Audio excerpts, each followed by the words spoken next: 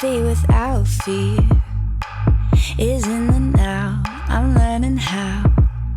Fast life, no thanks, no. Thank you everyone for joining me today. Some of you have come before, but most of you actually, it's your first time. So I'm very excited to have some new faces. And so today is really an interesting thing because I think the ones in Switzerland, at least, I think our borders have, like are reopening, but then the lockdown has subsided. So we are pretty much, except for social distancing, where we can just go out and restaurants are open, stores are open. It's not business as usual, but, kind of trying to find our new normal again, amidst all these changes. Matt, who's here from LA, can probably attest to how it's going over there. But I think that we've been now. Hi, Andy. We've been in the in a very surreal place, I think, for the past 3 months, and I think all of us can attest to that.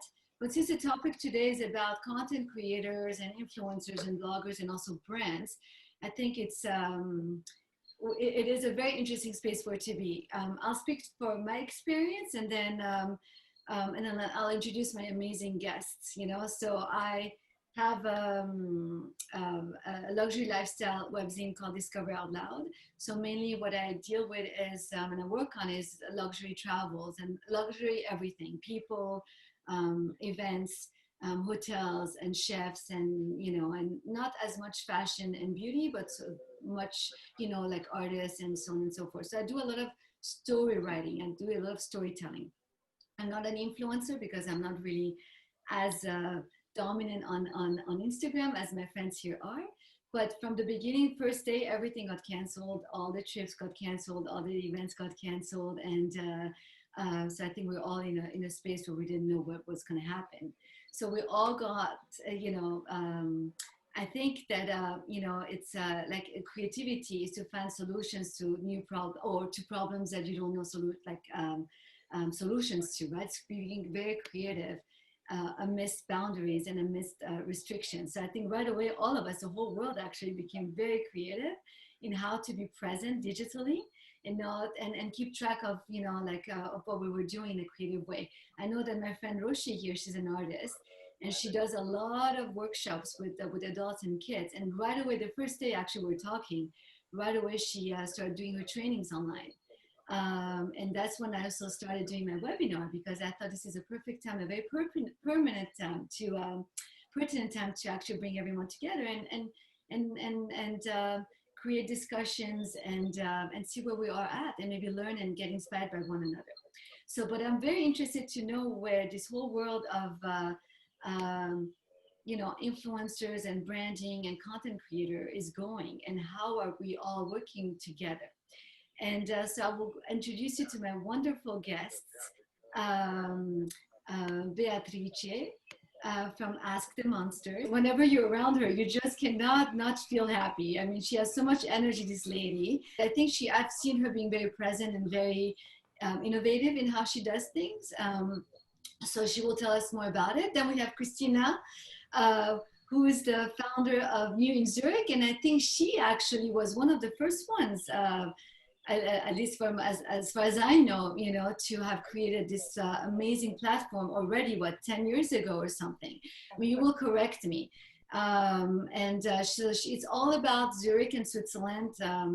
Anything and everything that you want to know, you go to that lady. Then we have Jerry. Jerry is, she lives on both sides of the fence. She's an influencer who's done really well, and she's, and she's very prominent in that space, but she's actually now working with brands. So she's on the communication strategy part. And so she can tell us how it has been working for them at the agency, connecting the two worlds again together, and what are the new trends to be seen. Then we have Sarah from A Hungry Blonde. She is actually from the French part of Switzerland. The other three ladies were all in Zurich, and we actually all kind of live close to one another. And Sarah is close to Montreux, right? Oh, I must say, yeah. So she had a full-time job, and then she's becoming independent, a content creator just short of a year ago, I think. She's very much into food and sports, and so she will tell us also how things have been on her end in the French part. Because although we're all in the same country, I think it also has each area has also its kind of flair and way of doing. I mean, how did it all start? Like, what happened from the beginning? And what have you been doing? What have you been seeing? What do you think the new trends are, and how, you know, and what should we do going forward in terms of content creating? Sorry, my dog.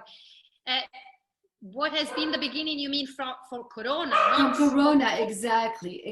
What came up for you, and what did you have to deal with, and how did you deal with it on emotionally, and then what did you start doing, and or did you do nothing at all, or what has been yeah, your... personally, I actually quite liked it because I realized I was traveling a bit too much, and the in Zurich, and they invite you everywhere, and often you don't know, shall I go, shall I not go, but then you know the organizer, you want to be nice. So I actually had a good moment because I could think about myself, and I thought, okay, I think after Corona I will reduce a bit, I will say more no's, because I actually liked being more at home. And one of the reasons why I do the blog is that I can be a mommy and I can stay at home. And then I'm always like, I think we all need to find our own balance, which is probably the same in every job. And I got less jobs, but it did not stop completely. And because people knew there was Corona, they accepted photos at home. So it was just easier to organize. You know, you don't need to go to the tent. You don't need to wear the high heels. You don't need to leave the dinner to cook the dinner before for the kids. You don't need to find the dress. You just stay at home and you take some pictures. So personally, I actually quite liked it. It did work less though. So there was less going on, but it didn't really stop. I'm caressing my dog. If you see me doing something strange, there's a dog here. So, but do you think that you know, the brands have been okay in the beginning? I think everybody was confused and kind of trying to figure things out, and I think all of a sudden we all became digital, and but I think that the old way is not quite working anymore in terms of just posing and you know, like in pretty dresses and showing pretty pictures. I think things have changed in terms of maybe people want deeper content, maybe brands want also deeper content. How has that, have you seen any changes in that sense? But I think it's not really because of Corona. I think he was going that way anyway. And personally, what I see is that I think that big influencers, or like famous people, have to really learn to become also influencers. Like, to be on social media is now part of the brand. For example, Brad Pitt, he's not on Instagram. I don't understand it. I think it's going to be impossible going forward that such a character is not on Instagram, example, or in another platform. In general, I think if you are famous, it comes with the job now that you have to do something also on Instagram. You can do it personally. If you're very big, someone else is doing it. But I think it's kind of requested. And I don't think it's just because they want to monetize. I think it's almost kind of a duty because people want to see what you're doing. And anyway, for example, today is Black Tuesday. People expect a famous character to take a stand, to know, are they interested, are they not? So I think for big actors or big, very famous people, this is necessary. And then there are people like us. I define myself a micro-influencer. Like I have, you know, like in my own area and for my niche.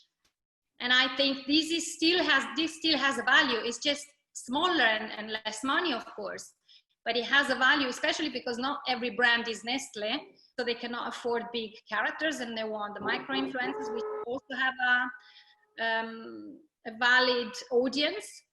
But I think honestly that maybe Corona made it a bit faster, but this was happening before. Another change I saw personally is that, but I don't know if it is because of my size, again, because I'm more local, I'm just Swiss, but I found that I get contacted more by brokers. So not by the brand directly. I have people like giving me jobs through apps. Sometimes I don't know who these people are, or they come people from the northern countries. So I don't have only, but again, I don't know if it's just me, but I see new players and I see more kind of automatic in a way, you know, like you have to upload your content to a certain app, or so a little bit less personal and less local also. But that's just my experience.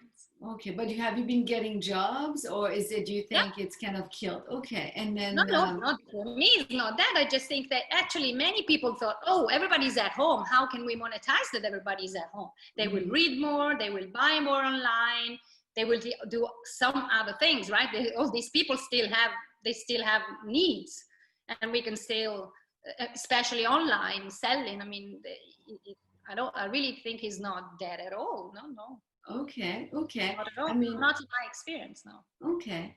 So, and then any of like anyone else wants to interject from the four ladies, maybe to piggyback on what Beatrice was saying. I would love to know more about, you know, the landscape and what are the demands. Are brands now more demanding? Are they requesting specific style of topic, or because, you know, or is it who's speaking now? Well, I was just gonna say that I actually lost contracts at the start of it because the companies ended up not having the budget. Like the shopping centers and stuff weren't gonna have the budget. Say is that literally one of my contracts has been cancelled until next year because they have no idea if they're gonna recover enough this year to be able to carry on.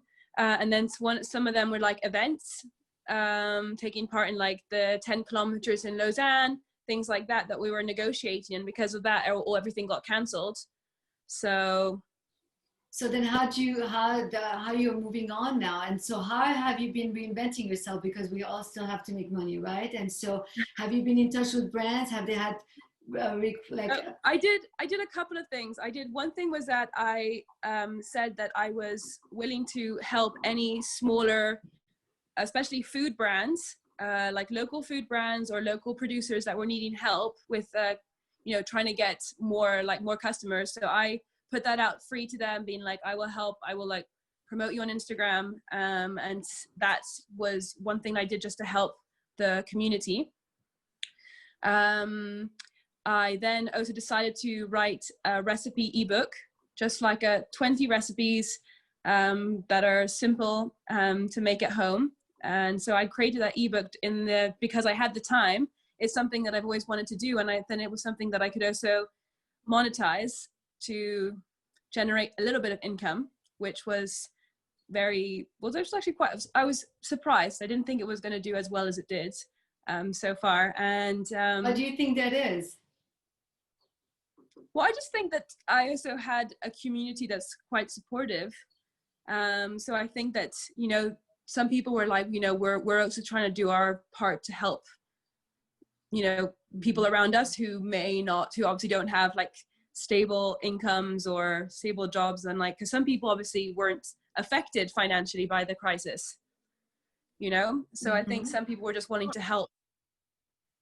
Great. And so have you been reaching out to brands now, or have they started reaching out to you again? Or now I've started to reach out because I'm sort of like, I've developed a little bit over the corona. I've been doing a lot more of like DIY, which people seem to be really interested in.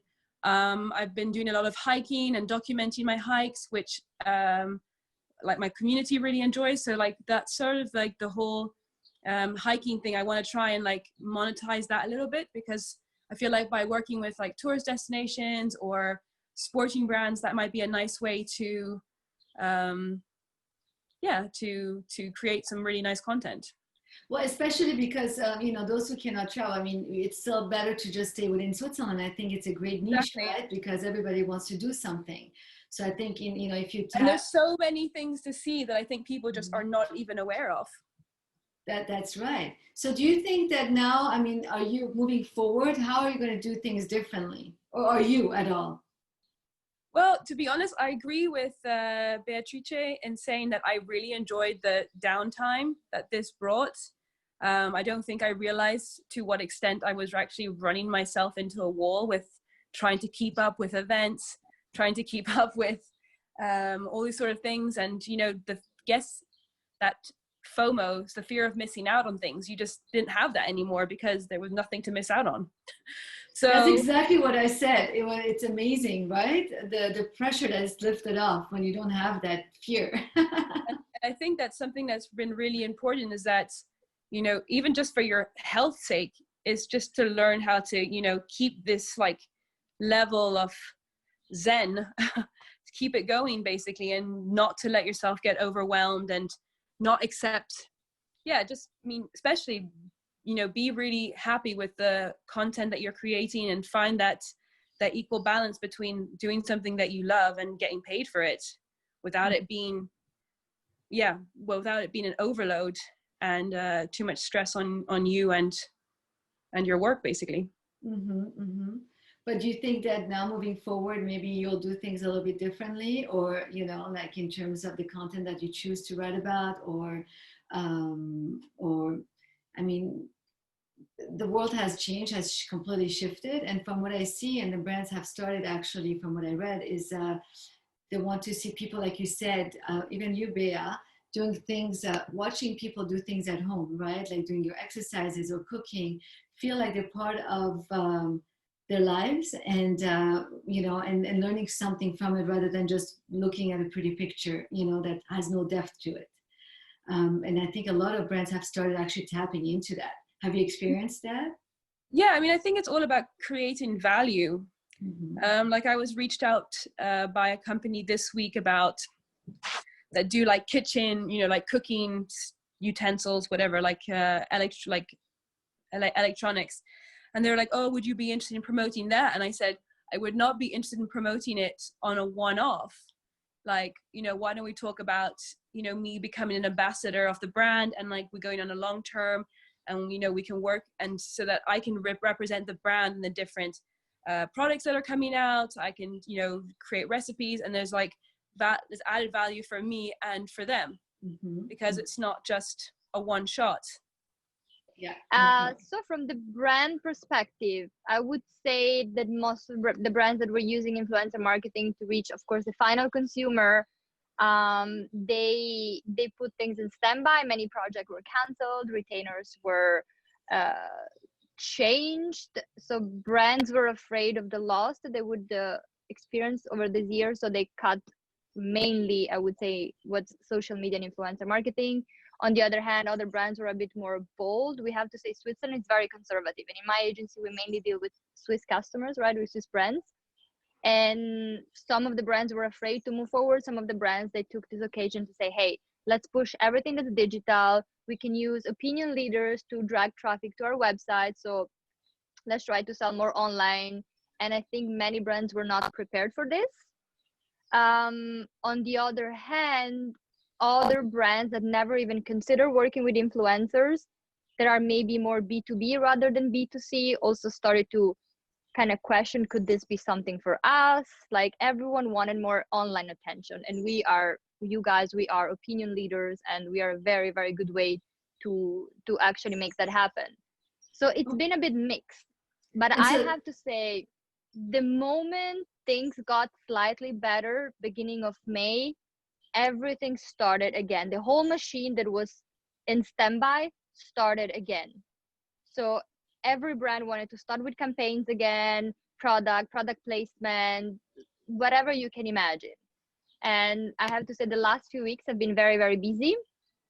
So it's very promising. So are the brands coming to you for questions on how to move forward, or do they have requests on how they want to do things from now on? Because I know that before they were a little bit walking blindly into that zone because they're still unfamiliar with it. It was not just that. So there were a few things. One of them was budget issues, right? So there were a lot of loss, and brands were afraid of spending money. There was a lot of uncertainty, so they didn't really know how much can they invest. On the other hand, there were that 1 or 2 months in which it was like really sensitive, and they did not want influencers to do product placement, because this would have come across as a bit, I don't know, insensitive, right? Like the world is falling apart, people are dying, and you're doing product placement. So there were these two things, right? Budget issues, and also like sensitivity of the content. I saw that many agencies, they did some campaigns, like awareness campaigns, and a lot of influencers participated for free. I think they were very successful with this. Influencer, Rich Bird. We decided not to do that because we knew too little about it, and you always have to be very careful, right? Mhm. But in this case, I think it was very, very beautiful to see all those big and small influencers spreading awareness, stay at home, wash your hands, take care of the people around you. So there were like negative and positive side. On another note, I have to say, I think influencers like Sara and Beatrice said they were a bit overwhelmed because at some point, every brand, every company just wanted to work with influencers. It's a trend, so everyone does it. We have to do it. It doesn't matter. They would spend a lot of money, do it in a not very productive way. So everyone wanted to do it. Influencers were overwhelmed, and I have to say, sometimes the content was, I don't know, they were a bit sloppy in their content. It was not realistic. There was a lot of product placement, one after the other. What I've noticed is during the quarantine and like this whole coronavirus time, influencers became way more real in terms of what they post about. They showed themselves more. They became more honest about who they are. No makeup. This is how I train. This is what I cook. Like it became way more interesting to follow them, to be honest. I think they became more grounded, a bit more humble. It like, I would say the quality of the content has improved a lot. Like there was not this fear of missing out, so there was more time. They had to reinvent themselves. So I would say this probably was a very good time and a good change when it comes to influencer marketing, because I think it was getting a bit too chaotic, a bit too messy. And so now brands are willing to pay for the content. They're not trying to. They are. Okay, good. They are. So when you meet them for strategy, how are your strategies different than they were before, or are they at all different? I mean, you have to consider that over the last 2 months, things were in standby. We did have some customers focus on pharmaceutical that I can say, okay, they wanted to promote masks and it was a bit different. But right now, talking about strategy, like I don't know if you noticed, like no one talks about coronavirus anymore. It's like really, I think that people rather avoid acknowledging that still exists. So the whole thing is like new normal. So there's no more like, okay, how do we move with the coronavirus around us? Okay, this is the new normal. So people want to go back to normality, and there's not a lot of difference. I see the brands are more focused on the quality of the content. They're more focused on the reach, and they are way more careful with the budget they spend. Like they're investing this money in a better way than they used to do before. Okay. I think, but there's not a lot of, it's still corona, what can we do about it? Okay, so it's exciting, actually. It's good. So we're moving towards a good space. I mean, it feels like we all do, I mean, almost needed that reset button, right? For all of us. Yeah. And also for just like a world in general and how we're going to move forward in terms of content marketing and who we want to be as people and in collaboration with brands. So that's actually, I think it's exciting. It's just like right now we all have to kind of get used to that new normal, right? What does that mean? Who do we want to be? What's our why? What is going to be our mission individually and also together with the people that will be associated, with. So I think it's interesting. It's very exciting. Thanks, Jerry. And Christina, so I think maybe for you has been also quite interesting because I mean, you just are all about events and places and, and so what happened for you and then where do you see things going on? Well, it was really strange really because it all seemed to happen. I mean, I can see things happening in other countries and was surprised that people in Zurich were still having events and things and all of a sudden it seemed to happen overnight. I mean, I was on a press trip and basically the next day the ski cable cars were shut down, and so it became very dramatic because you suddenly realized actually it's this is serious and it Switzerland is taking its these precautionary steps, and all of a sudden everybody, all the press trips cancelled, all the ones in your diary. I mean, it was really funny because people were saying, well, I'll move it till April or I'll move it to May. And I was saying, no, I think you'll have to move it till later on, especially overseas ones. But I mean, I spent the time, I mean, everything kind of dried up from the point of view of events. And you thought you had a lot of time on your hands, but actually you know, it was quite nice, as Bear said, you know, to be at home and to actually explore your local environment and find out, wow, there's all these hikes and walks. You know, I don't have to travel half the way through Switzerland and half the way around Europe to find all these amazing places. So I think you actually became more introspective, but in a good way. And I also took time to revamp my New in Zurich website, which was, you know, that took a lot of time as well. And that was a good thing to do, because there's never any good time to sort of do work on your site. And so, you know, it was, I think there was the introspection plus, you know, as Sarah was saying, there was no fear of missing out, because everybody was in the same boat.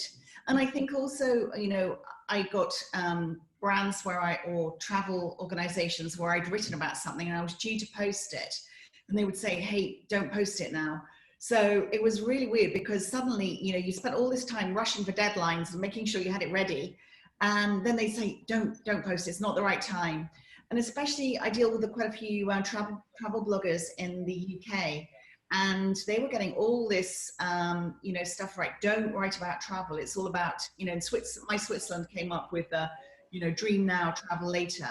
And that became something that became quite a motto, because not just for Switzerland, but other countries were using a very similar motto to that, because it wasn't right. Well, everybody was locked up at home to be posting about things where, you know, Caribbean beaches and beautiful, you know, places. You had to sort of think about what's going on at home.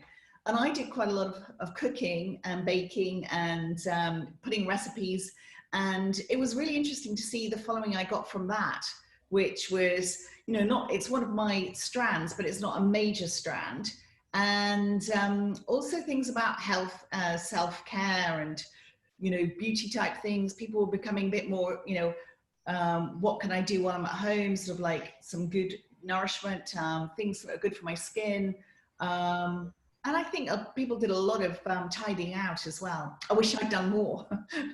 So how's it going now that we were reopened? So are you, because there's so much to do in Switzerland, right? So are those travel agencies and hotels reaching out to you to do things, and how is it different than it was before? Because well, I think I've already had my first press trip the week before last, and and it was quite weird, because, you know, you're staying in a hotel and then they don't have buffet breakfast like they used to.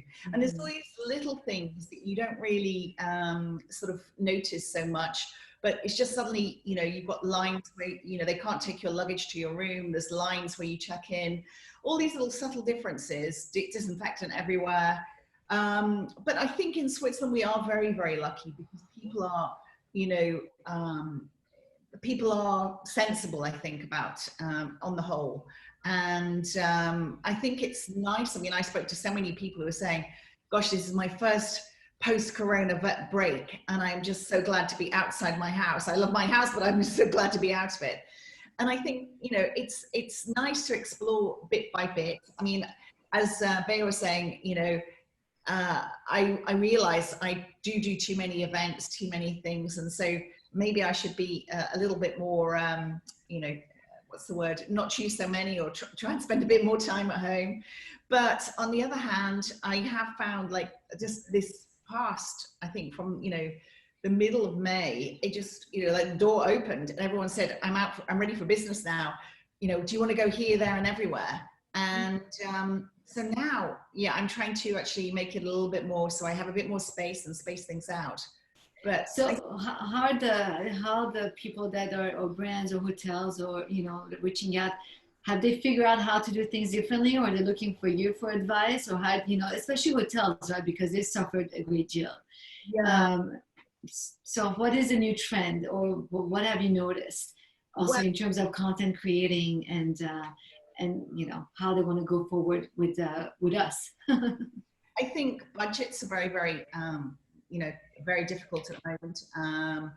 And that's one thing which is, you know, really sort of something, you know, I've heard on quite a few fronts now, where, you know, the budget isn't so big. You're expected to do probably a little bit more work for the amount of, you know, time that you're spending somewhere.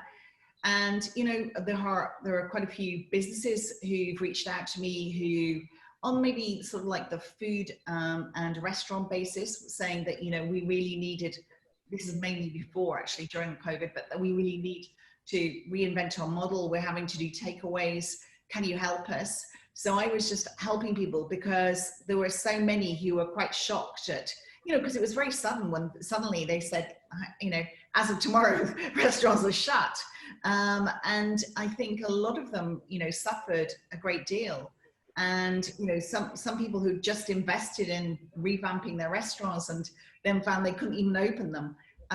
They were, you know, really shocked. So I think, you know, it's really hurt quite a lot of people. And I think that's why we needed to be sensitive to, you know, helping others and seeing what we could do as, you know, influencers and bloggers and writers, you know, to get people so a bit, you know, to see what we could do to help their business.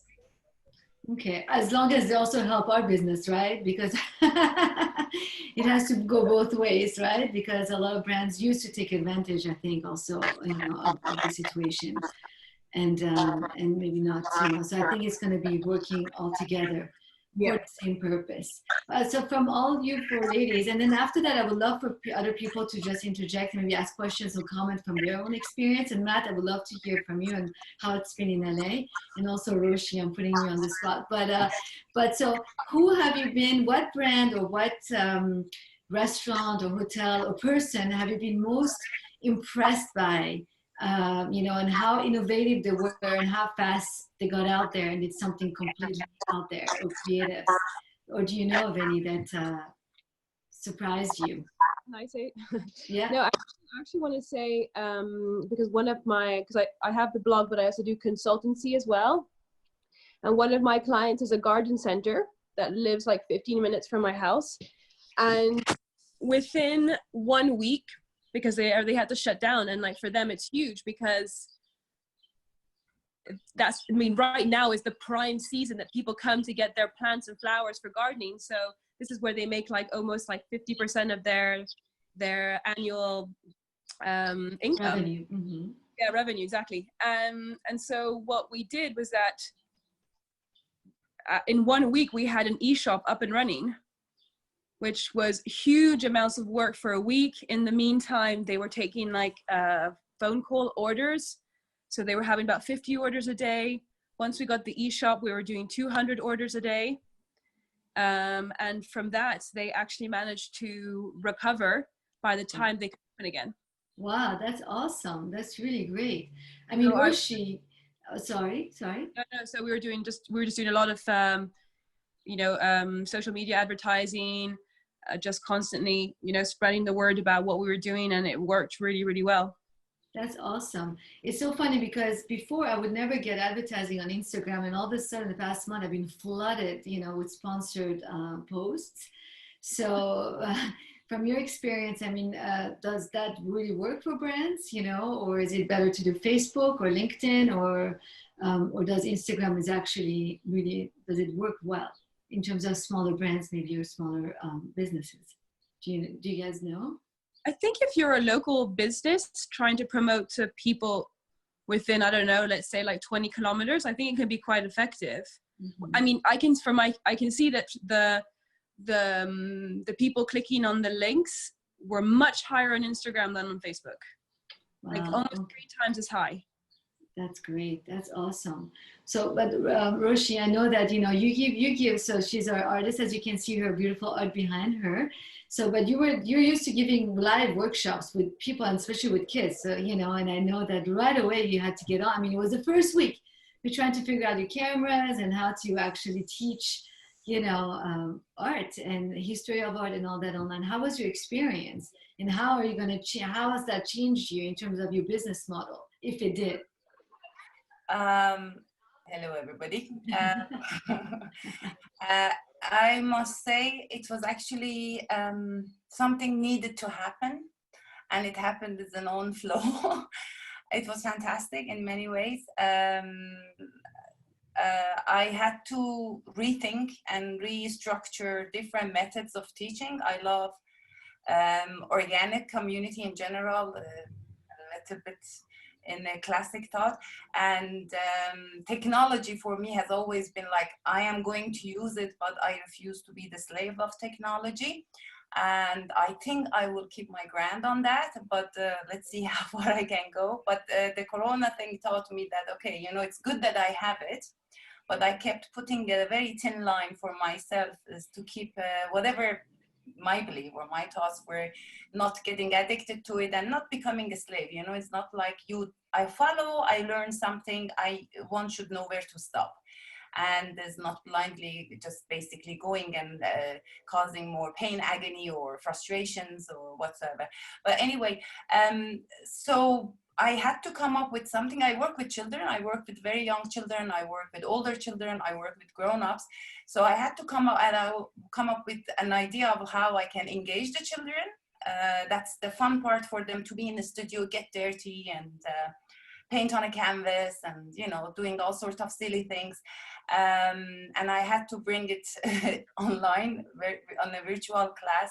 So, which I came up with an idea, and the result was, I must say, fantastic, because they had to concentrate more here in the studio. They were getting very hyper and hyped up and excited. And here they were actually listening. It was mostly drawing. It became simpler. We used only pencil and color pencil, nothing else. And interaction was amazing between the children. And for me, the most magnificent part was how adaptive these children are. It's a pleasure to work with children. I absolutely love working with them. And even on the Zoom, they were raising fingers up, you know, when they wanted to speak. I never put them on a mute or anything, because I don't like to do that.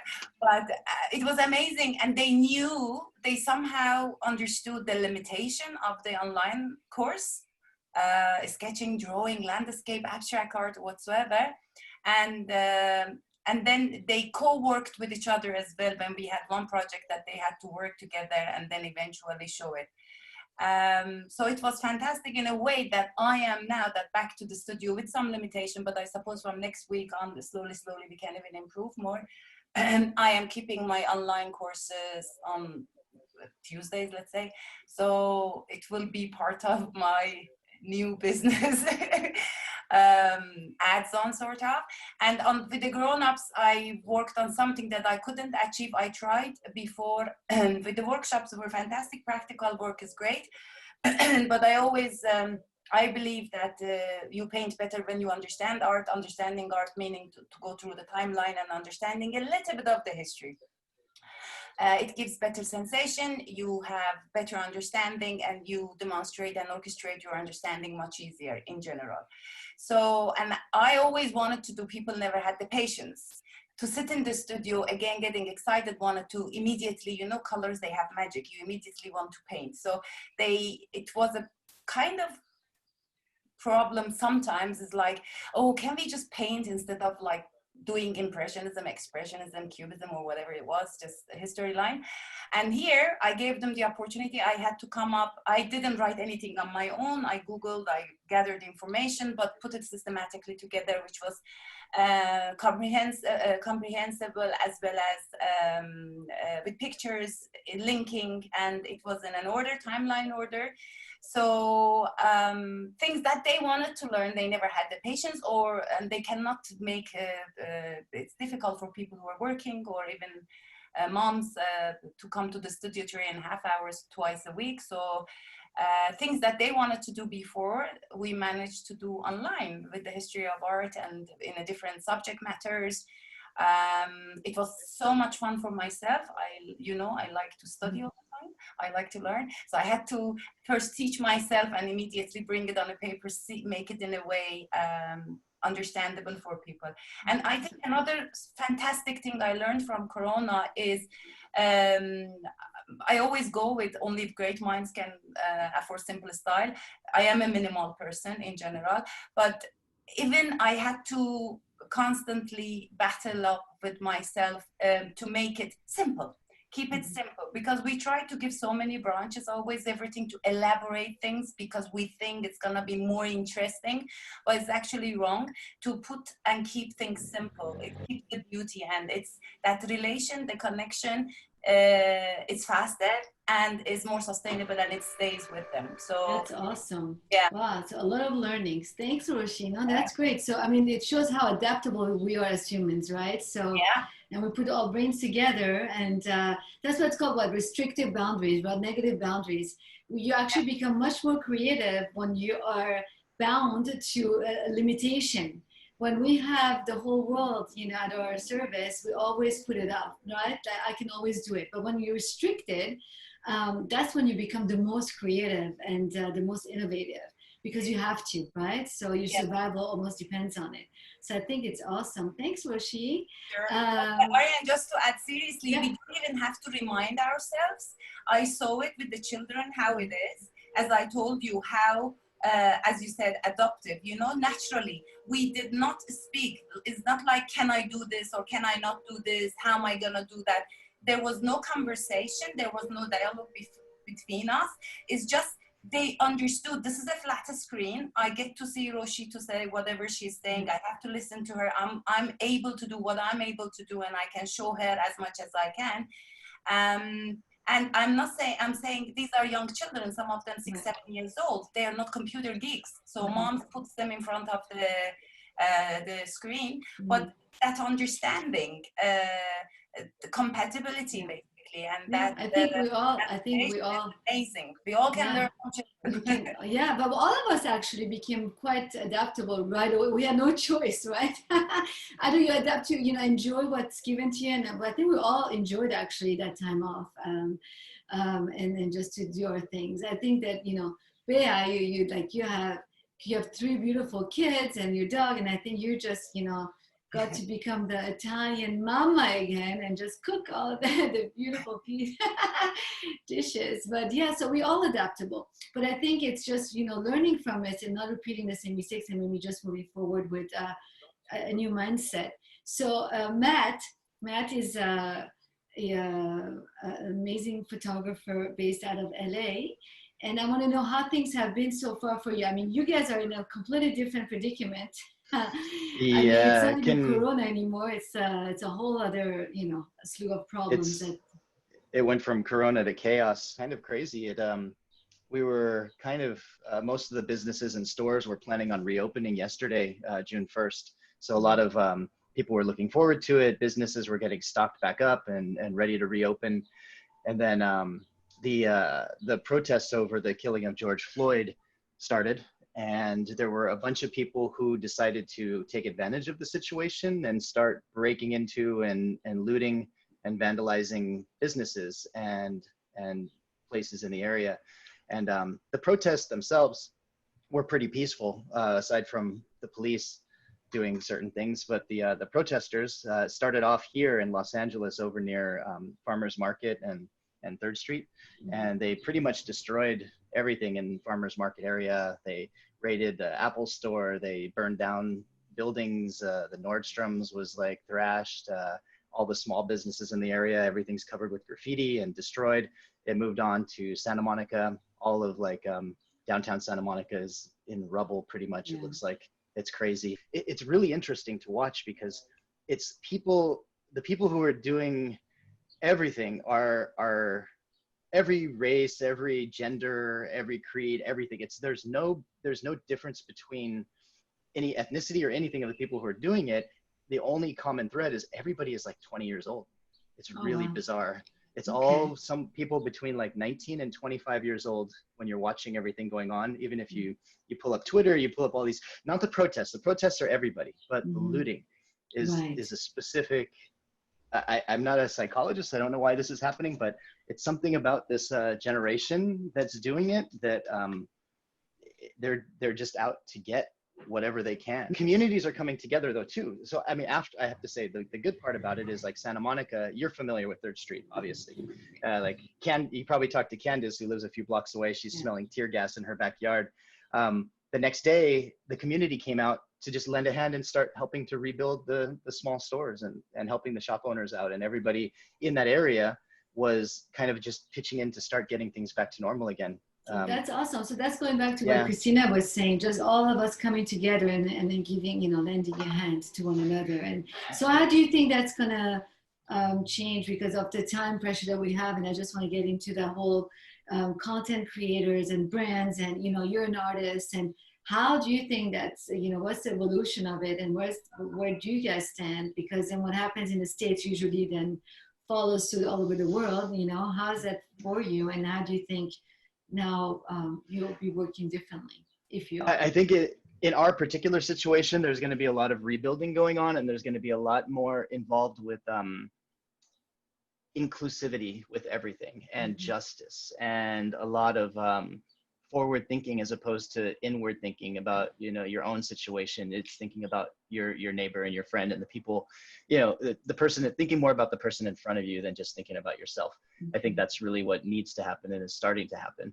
So people are starting to we need empathy. We really need more empathy here, and it's showing. Unfortunately, we don't quite have a president who feels the same way, and hopefully not for much longer.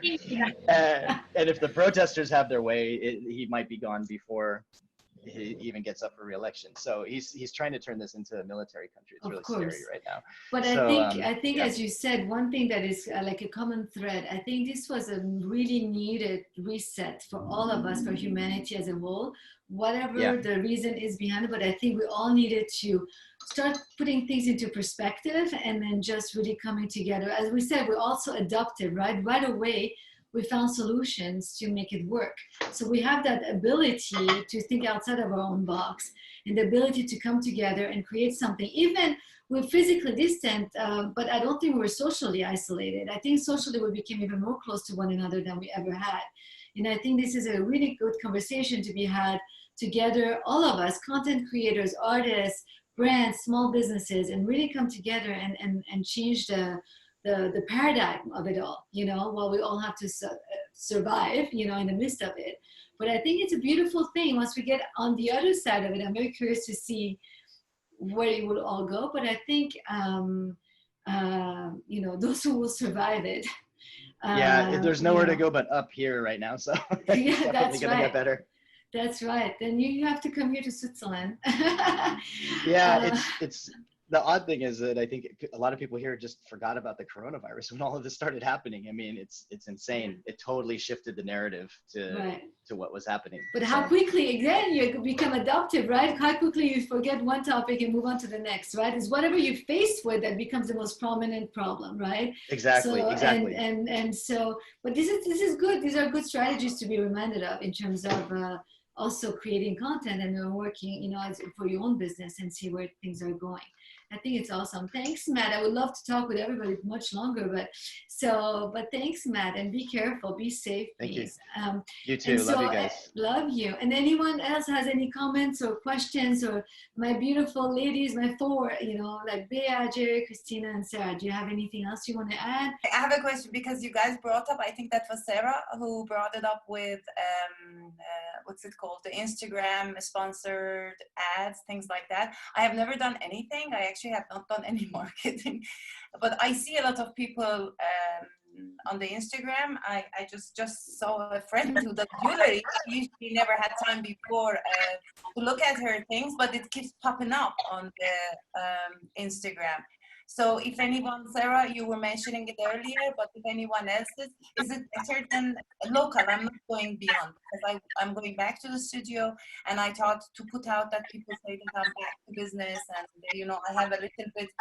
I have added actually more slots in the new classes. So you think it's the best will be to do the Instagram ads, or? You know who you're trying to target, and you can create a specific ad with a call to action. So you have like a sign up link or whatever. The thing is, what is great about advertising on Instagram is that a little money goes a long way. So with like 10, 20 francs, you can actually have some sort of an impact. And, and even if people don't necessarily sign up, at least it has a bit of a brand awareness for you as well. That I totally agree. But funny thing, that was the most surprising thing happened to me. Was it today or yesterday evening? On the Facebook, I have thing, and I wanted just to let's say advertise it. That's what they call it. And then it came a warning of COVID-19 that my context cannot be advertised. And probably because I'm talking, I don't know what they have censored, basically what was they were picking on. I suppose it's classes, studios, that sort of a gathering people together. Is that what it is? Or is it something that I'm not aware of? I guess it could be, but I'm kind of surprised now because things have opened up again. Yeah, Oh, I'm but surprised too. I didn't go through. It would not accept my payment. Basically, the payment button was not on, and I had this red light, the red box on the top saying that the contents of my advertisement is against whatever rules of the COVID-19. Wow, I mean, I haven't seen that at all. Anyone else knows the answer? You know, yes. Matt?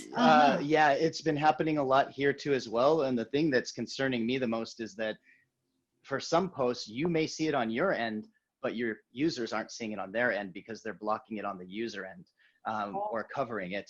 They're even starting to do it to the president now too because of the stuff he's tweeting. Yeah, it's changing a lot, and I've been worried about that recently. So I haven't had a chance to experiment with it yet a little bit, but starting to put content out and then reaching out to clients and people who I know to see if they're actually able to view that content.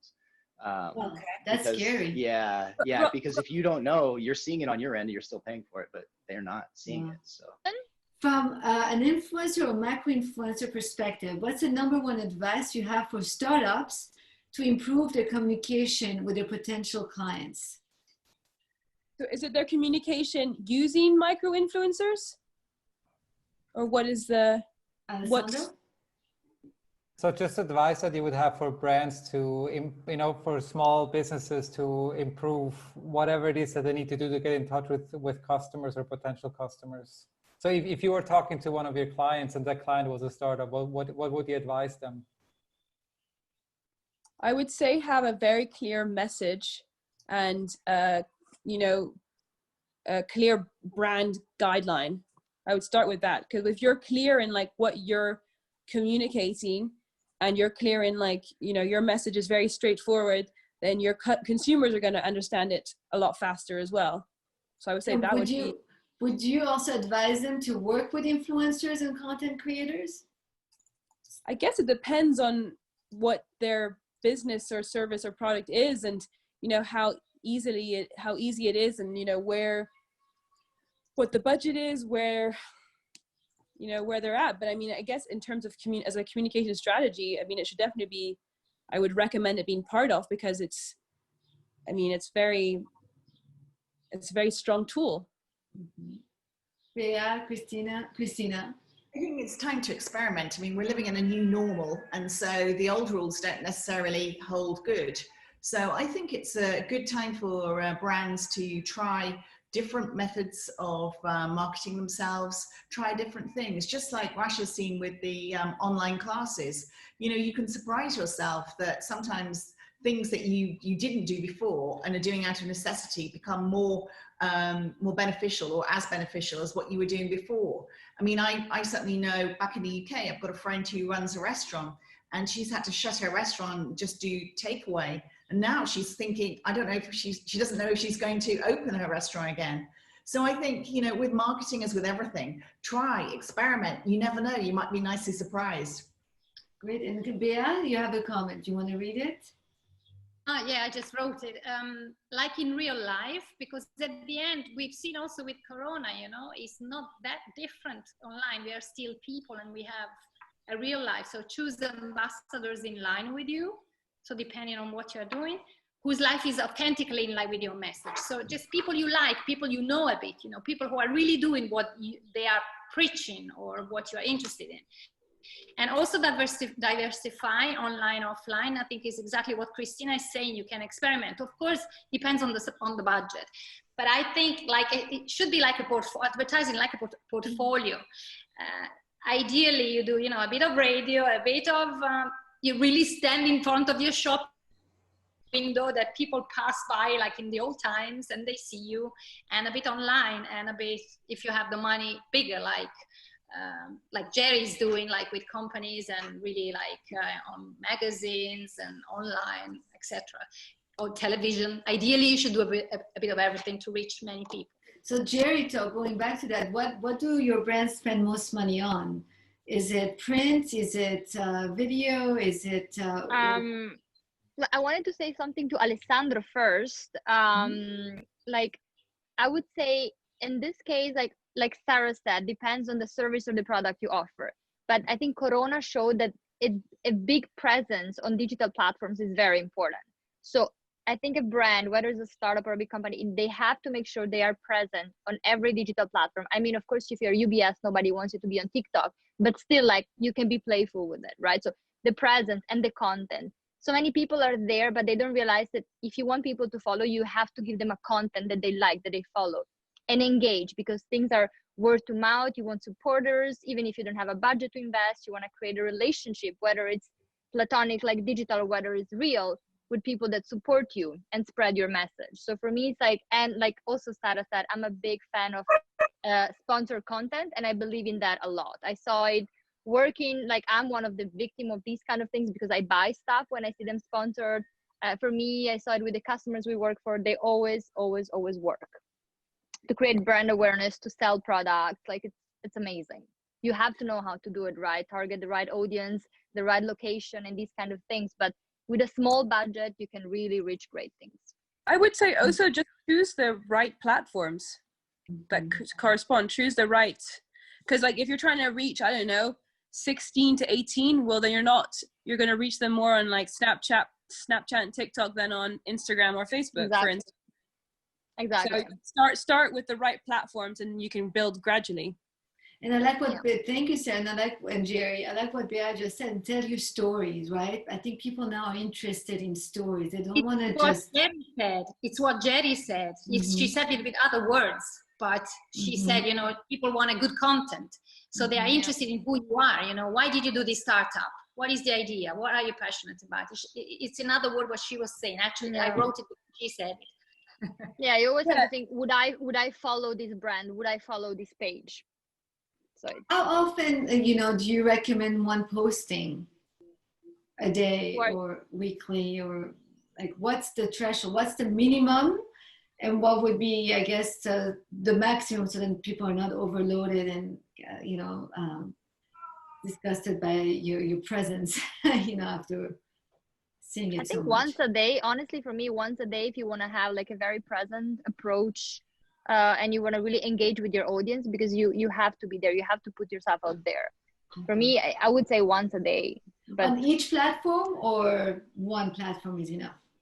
Again, it depends, right? You cannot post on LinkedIn or on Twitter, or like, it really depends on what you're posting. Okay. So. So Jerry, about to go back to my question, and I think we can just end it soon. So what do brands want from you most? Like what do they ask, or what do you recommend them to do most? Like, where is the presence most required? Is it on Insta, LinkedIn, or print, or video, or TV, or what? Because Bea said you have to have a diversity. I don't know. You know, we're a PR and digital agency. So we tend to offer packages that include both PR and digital marketing services. But when it comes to digital marketing, for me, Instagram stays king, right? Now there's the rise of TikTok, there's Snapchat still in the picture, Facebook, blogs, right? So there's LinkedIn, it really depends. For me, Instagram stays king, and it's the most used platform. Number can show that. So normally we recommend to work with Instagram and Facebook. Sometimes people want blog posts, like in the case of people like Harry's Ding, for example, they have over 100,000 views a week. So you want actually have them, you want to be present on their blog as well. But I guess maybe we will see what's going to happen with TikTok. I wouldn't be surprised if in a few months brands that are targeting teenagers want to be seen on TikTok as well. Right. So it sounds like it's going this way. Yeah, thanks. Oh, I hope not. I hate it. Yeah, I know. One more thing to be worried about, seriously. There's a lot of influencers on this call, and some are not. And I'm thinking of, okay, how can I help that group where I think like your business is probably harder these days than it used to be? How can I help that group? And the obvious answer is give great contracts, share or reshare the posts and so on. That's the obvious. But maybe there's other things that you're thinking of. I wish that the unspoken. That's what I'm interested in, because the obvious stuff everybody's aware of. Everyone has different goals. Right. What would be yours? Well, What my would you want? goal ultimately is just to get to the 10,000. I really want to get to 10,000 followers. It sounds so silly, but I feel like once you get to once you step over that threshold, I feel like it just gives you that little bit more credibility towards brands. When you're underneath there, feel like you're still struggling a bit. So please, everyone, a hungry blonde, add her, ask the monsters, near in Zurich, I follow her. and discover Anna. No, but you, yes, but the ones who didn't know her. So anyone who's not following these ladies, Should we all put? yes, our please, yeah, print, yeah, tap it up. And then me, discover out loud. I mean, you know, you can also add me if you want. So, and then also, please, you know, like we have many. So we have Edelgrund here, Mariam. She has an amazing brand of carpets, really beautiful, and she has a beautiful Insta page, so Edelgrund. So you can also tap it up. That's everybody. Roshi's art. Thank you so much, everyone. First, thank you, my ladies, Bea, Christina, Jerry, Sarah, for doing this with me. It was really awesome. I'm really, really grateful for all of you. And thank you for everyone who came, who spent more than an hour here with us. I hope that you got some things out of it, and you learned a few things. And please come back again, join us. And anyone else? And last words? No? Nice to see you. Nice to see your picture. Yeah, nice to hear you. Oh yeah, I see you now. Bye. Thank you, Ariane. Thank you for everything. Thank you. Bye, everyone. Love Bye-bye. you guys. Bye. Bye. Thank you. I'm sorry, what, Sylvie? Thank you very much indeed for this great initiative. Oh, thank you. Thank you for coming here. Really, thank you. I love it, you know, and it's all about sharing, right? Sharing is caring. Learn from each other, yeah? Favorite way to be without fear is in the now. I'm learning how. Fast life, no thanks, no, I'm doing just fine. One foot in another, floating, enjoying my freedom, singing off